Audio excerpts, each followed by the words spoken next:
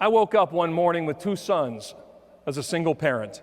I woke up one morning sleeping on an air mattress in a 2-bedroom apartment. I woke up one morning feeling sorry for myself. And I woke up every morning for 3 months saying, what difference does it make? What difference does it make? Until a mother looked at me one day and said, it makes all the difference in the world. You go into that bedroom, you look at those 2 boys. She said, they're a gift. She said, son, what you go through in life for the rest of your life will either make you bitter or better, stronger or weaker. She then paused and said, son, you're getting bitter. You're getting weaker. Please do not focus on what you don't have. Focus on what you do have. I said, Mom, it's not that easy. I said, look, she said, I don't care what you had, and I don't care what she has. What I care about is that you focus on the right thing. She said, tomorrow when you get on the airplane, I had taken a 3-month sabbatical. She said, tomorrow will be your first trip away from these boys in 3 months. Grandma will take good care of them. She said, but here's what's going to happen. You're going to sit down on a plane. You're going to fly to Denver. The person beside you is not going to know if you have $1 to your name. They're not going to know that you slept on an air mattress, and they're not going to know what kind of car you drive. She said, after 4 hours on a plane, all they're going to know is who you are. She said, don't wait for somebody else to make a difference. She said, it's always been you. She said, don't let circumstances define you. And then she looked at me, kissed me on the cheek and said, bitter, better, stronger, weaker, son. I want you better and I want you stronger. The next day I called her. I was at the airport and I said, Mom, I don't think I can do this. And she said, listen, first person you see, first person on the airplane, just make their day. She said, I know you can do it. She said, you have a way of making people laugh. I walked on that airplane and mustered up as much strength as I could. Tears were still, I know, in my eyes. And I walked on and I said, oh, flight attendant, how you doing? I'll never forget her response. You are one perky man. I sat down and she asked me if I wanted something to drink, and I said, no, thank you. She asked me again. About an hour into the flight, I said, no, thank you. She came back a 3rd time and she said, and I quote, she said, may I ask you a personal question? I said, yes, ma'am. She said, are you okay? And I began to cry and I said, I don't think I am. I said, I don't want to be bitter. She looked at me, she said, bitter? I said, I don't want to be. She said, you're probably one of the sweetest guys I've met so far this week. I said, there's no way. She goes, listen. She said, your heart's in the right place. She said, so I told her what was going on in my life. She stood there and she kind of teared up and she said, wow. She said, well, first of all, tell me what your mother said again. I said, my mom said it'll either make me bitter or better, stronger or weaker. She said, I got a feeling you're going to be a lot stronger, and you definitely will be never a bitter man. She said, it was an honor to meet you. And I said, you have no idea how much this meant to me. And I'm trying to keep composed, and I wasn't.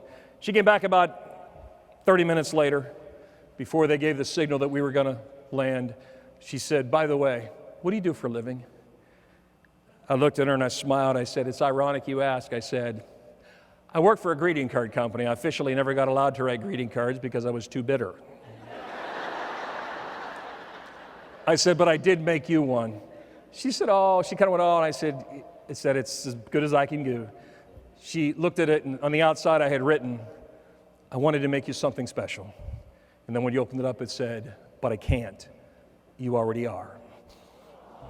Every woman's like, oh. And the guys are sitting there.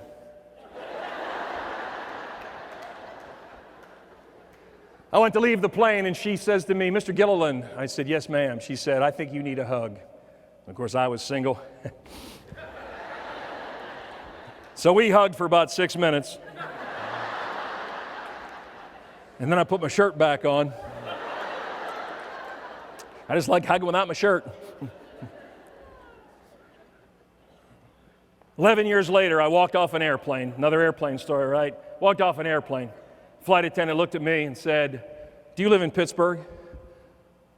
I said, yeah, I do. She said, do you work for a greeting card company? I said, oh, years ago I used to. I said, I don't do that anymore. She said, would you wait in the gate area? I'd like to talk to you. I said, sure. I mean, I've been dating for 11 years, and a beautiful flight attendant wants to have me wait for her. Giddy up. Oops. So then I'm out there thinking, who is this? I'm trying to figure out, you've dated a while, you're thinking through your Rolodex of dating. I'm thinking, who is this? I'm thinking, no, that was American Airlines. Is this the one I went out for ice and I never went back?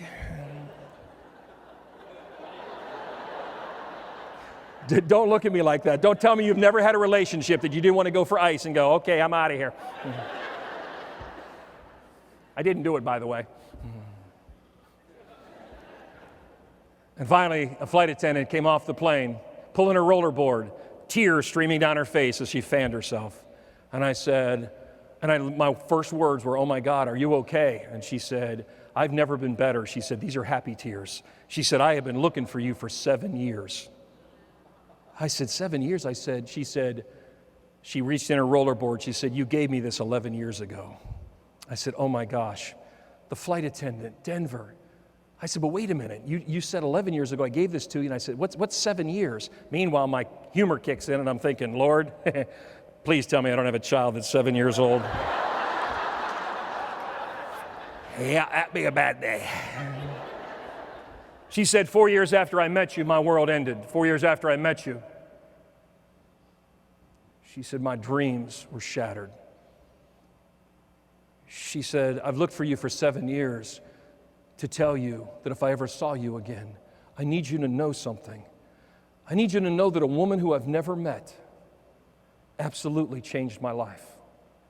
A woman I've never met is the reason why I still taught Sunday school through the darkest hour of my life. A woman who I've never met is the reason I've never said a negative thing about the boy's ex-father, my ex-husband. She said, your mother has influenced the lives of thousands of people, and I've never once met her. I have something I'd like to give you to give to her. She pulled out the manifest from the flight. If you don't know what the manifest is, it has a list of all the passengers.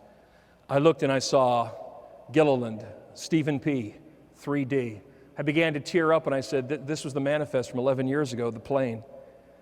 I said, and you saved it? She said, it's because of what I wrote on the back of it. And when I turned it over, it said, bitter, better, stronger, weaker. She'd X'd out bitter and weaker. She said, I've carried this for 11 years. She said, I'm stronger and I'm better. She said, because of your mom. She said, would you give this to her? And at that moment, I did what any guy my age would do when he was standing in front of a beautiful woman with no ring in her finger. I called my mom. I told my mother that story, and my mother said, any woman that would look for you for 7 days. Ladies and gentlemen, I live in Charlotte, North Carolina because the U.S. Airways flight attendant named Diane, who gave me that manifest, is my wife.